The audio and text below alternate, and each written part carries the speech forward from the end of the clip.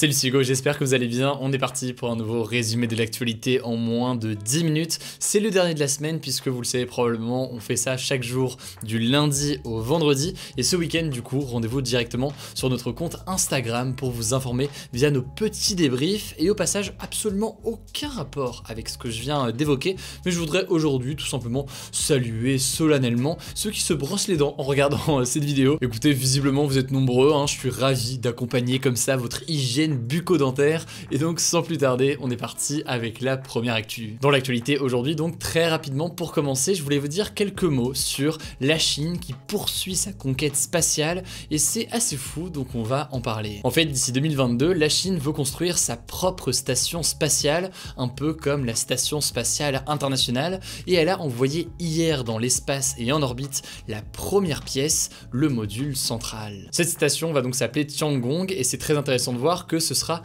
la seule station dans l'espace pendant plusieurs années. En fait, la station spatiale internationale ne va pas rester opérationnelle indéfiniment. En fait, elle aurait besoin déjà d'importantes rénovations, mais en plus de ça, son autorisation de vol prend fin en 2028 et donc certains estiment que sa fin est en réalité prévue dès 2024. Ce sera donc à ce moment-là l'occasion pour la Chine, avec sa propre station spatiale, de se positionner comme l'un des leaders de la recherche spatiale, puisque ce sera donc le seul pays à avoir des astronautes dans l'espace à ce moment-là dans les prochaines années, et donc à être capable de mener des expériences scientifiques dans une station du même type située à environ 400 km au-dessus de la Terre. Après, pour nuancer et sans rentrer dans tous les détails, parce que logiquement c'est un sujet scientifique, il y a plein de détails techniques, mais certains spécialistes estiment que la construction d'une station spatiale au-dessus de la Terre ne présente pas un énorme intérêt pour la Chine, puisque les deux stations précédentes, donc l'ISS et la station spatiale soviétique qui a été détruite en 2001,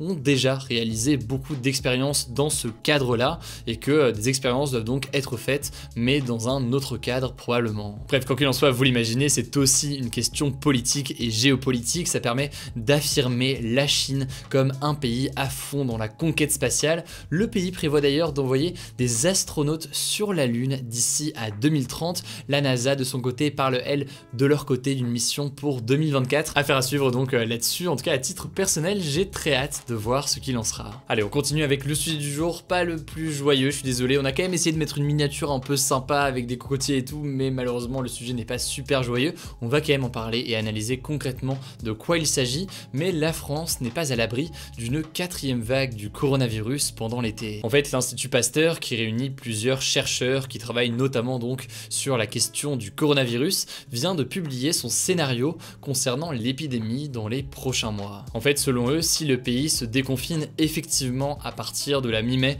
et c'est ce qui semble se profiler avec les annonces du président de la République ce soir, eh bien les hospitalisations pourraient remonter en masse à partir du 1er juillet, lorsque le couvre-feu sera terminé et que les commerces auront ouvert. En fait, d'après les projections de l'Institut Pasteur, la France pourrait même atteindre entre 2000 et 3500 nouvelles hospitalisations par jour pendant l'été, ce qui serait en fait l'équivalent du pic de la deuxième vague de l'épidémie qui avait eu lieu début novembre en France. Le problème, c'est donc que cette hausse des hospitalisations pourrait avoir lieu, et ce même si la vaccination accélère et passe à 500 000 doses par jour, soit donc le double du rythme actuel. Et la raison, c'est encore et toujours principalement le variant britannique qui est très contagieux. Pour faire simple, en gros, le variant britannique va plus vite que la campagne de vaccination qui doit donc protéger et ralentir l'épidémie, et vu qu'elle va plus vite, eh bien l'Institut Pasteur craint donc malgré tout des contaminations dans les prochains mois. En plus, selon l'Institut Pasteur, le gros risque de cet été par rapport à l'été 2020, c'est que le comportement des Français ne sera sans doute pas le même. Et les chercheurs craignent en fait que les gens soient moins prudents, puisque en fait ça fait 1 an et demi qu'ils sont confinés, qu'ils en ont marre, qu'ils veulent sortir, voir des gens, etc., etc.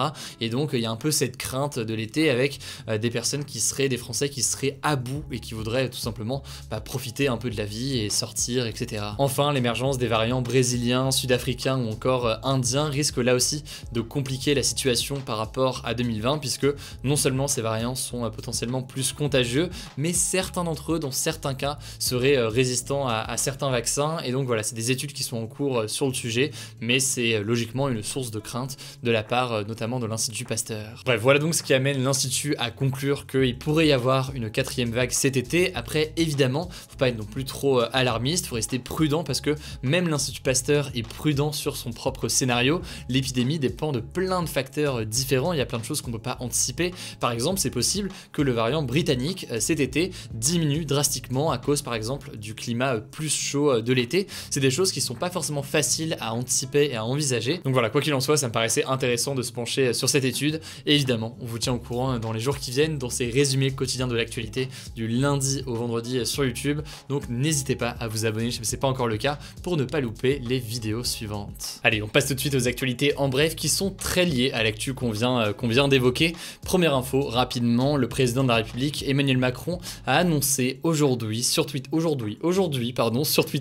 que la vaccination serait ouverte à tous les plus de 18 ans à partir du 15 juin 2021. À partir du 15 juin, donc, tout le monde pourra prendre un rendez-vous pour se faire vacciner. Maintenant, est-ce qu'il y aura suffisamment de rendez-vous dès le début? On verra. En tout cas, on verra aussi chez la France tient son engagement de vacciner tous les adultes qui le souhaitent d'ici la fin de l'été 2021. Affaire à suivre dans les prochains jours. Deuxième info en France, là aussi, elle est liée au sujet précédent et en l'occurrence, malheureusement, c'est pas forcément une bonne nouvelle. Au moins 5 cas du variant indien ont été détectés hier en Nouvelle-Aquitaine et dans les Bouches-du-Rhône en France. Et 5 personnes infectées revenaient en fait d'un voyage en Inde. Alors en l'occurrence, elles ont toutes été isolées. A priori, elles vont bien. Elles n'ont pas de forme grave du coronavirus, mais ça reste une actualité importante parce que ce variant double mutant indien est soupçonné d'être plus contagieux que la plupart des autres souches du coronavirus que l'on connaît jusqu'ici. C'est notamment lui qui serait responsable en partie de la flambée des cas de contamination en Inde et de la situation très difficile sur place, même si évidemment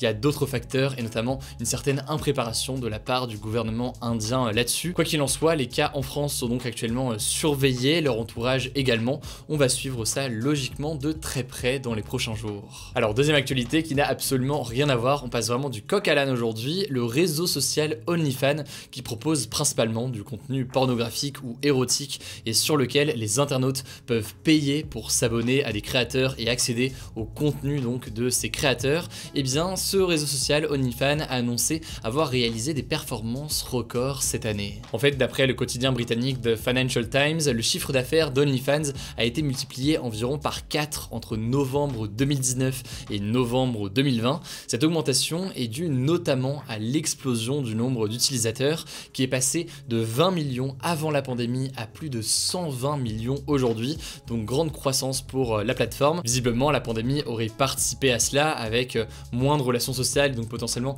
davantage de gens qui se tournent vers ces plateformes et puis au-delà de ça, eh bien, des personnes qui vont perdre leur travail et qui pour toucher une somme d'argent vont se mettre sur OnlyFans et vendre donc par exemple des photos d'eux. Enfin, dernière raison qui peut expliquer cette croissance, certaines personnes, des professionnels, disons des acteurs de l'industrie pornographique notamment, se sont mis eux aussi sur ces plateformes, donc ça peut avoir joué aussi sur la popularité. Quoi qu'il en soit, c'est donc une tendance assez importante sur internet aujourd'hui. Alors où est-ce que je me trouve aujourd'hui? D'ailleurs, je serais curieux d'avoir une façon, faudrait que je trouve un moyen pour que pour que vous puissiez savoir quel pourcentage d'entre vous a trouvé avant que j'annonce. Vous voyez ce que je veux dire? Est-ce que c'est très clair? Bon bref, en gros d'avoir un système de vous rentrer votre réponse et vous voyez après quel est le pourcentage de gens qui ont bien répondu. Je sais pas, on y réfléchira, on verra qu'il y a un truc.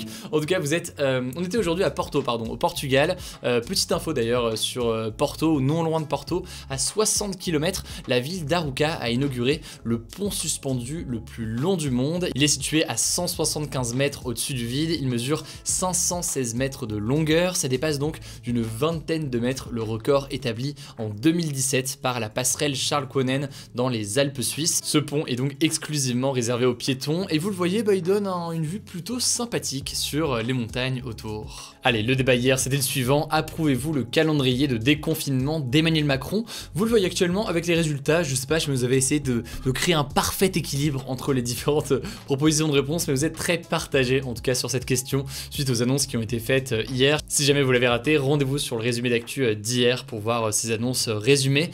Il n'y a pas de débat aujourd'hui, du coup c'est tout pour ce nouveau résumé de l'actualité en moins de 10 minutes. Je le disais, pensez à vous abonner, ce n'est pas encore le cas, pour ne pas rater les vidéos suivantes. Rendez-vous sur l'autre chaîne Hugo Décrypte pour découvrir des contenus exclusifs. Il y a d'autres vidéos qui viennent notamment la semaine prochaine. Et enfin, rendez-vous sur Insta, on approche du 1 million d'abonnés, donc ça fait très plaisir. Écoutez, je crois que j'ai tout dit, merci pour votre confiance, merci pour tout, surtout prenez soin de vous et on se dit à très vite.